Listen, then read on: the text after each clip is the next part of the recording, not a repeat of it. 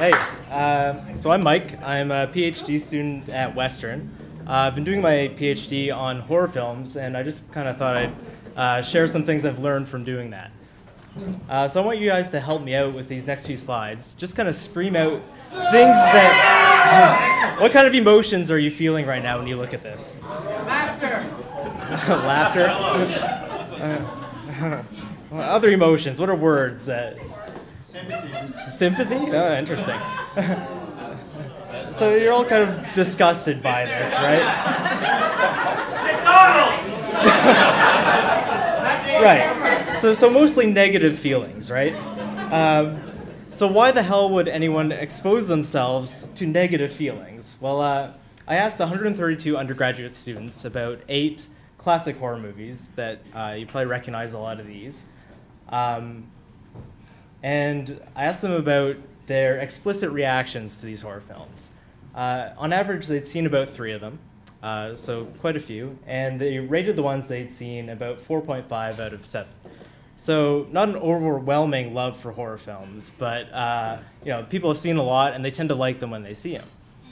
I also assessed something called implicit attitudes, which are kind of gut reactions towards these films, rather than their explicit, just how they say they like them. And I used something called the affect misattribution procedure to do this. The basic idea, don't worry about the details, but basic idea is that you show them a screenshot from a film, either a neutral one or a horror one. After a short delay, they then rate in an unrelated pictograph that they have no opinion about before that. The idea is that the emotion kind of carries forward from the screenshot to the pictograph and affects their rating. So we can get kind of this instant gut reaction because it's just a few milliseconds later that they're rating the second thing. And when you look at the correlation between these gut reactions and how much they say they like the horror films, it's basically 0. The liking for horror films is not based on their emotional reaction to them. So people aren't really getting these happy feelings from seeing people slaughtered on the screen. So it's something other than just the emotional responses that's going on. So how do people react? Well, looking at just these emotional reactions, you can see that control imagery, the blue line, is way higher than the red line. So people generally don't have a positive reaction.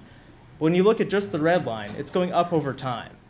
So after a short delay, that negative reaction is already going up, even after this is just 1 second. So there's kind of this relief effect that's going on. And I'm going to propose that relief plays a big part in how people react to horror films. And also propose that it can kind of carry over to the positive aspects of a film, like the humor in between the scary parts, or the comfortable chair you're in, the popcorn. Those are kind of enhanced by your heart already being pumped up by the scary part. Even after the film ends, you're out with friends, just having conversation, and you're already kind of excited by the film. So it's enhanced by that. It can bring people together. Speaking of bringing people together, there's something called the snuggle theory of horror enjoyment, and that's the idea that men kind of act brave, so women cling on to them, and it brings them together. So even when people are watching gladiators instead of horror films, that was still going on. And if this is true, then men should exaggerate the positive feelings towards films. Women should exaggerate their negative feelings. When you look at just their emotional reactions, this is compared to control stimuli. Males rated the horror about 14% less, females about exactly the same. So they're reacting almost exactly the same on a gut emotional level. When you actually ask people about horror films and how much they like them, males, they actually, based on their emotional reactions, they rate it higher. So they exaggerate their positive feelings. Females, the opposite. They're exaggerating in the downward direction.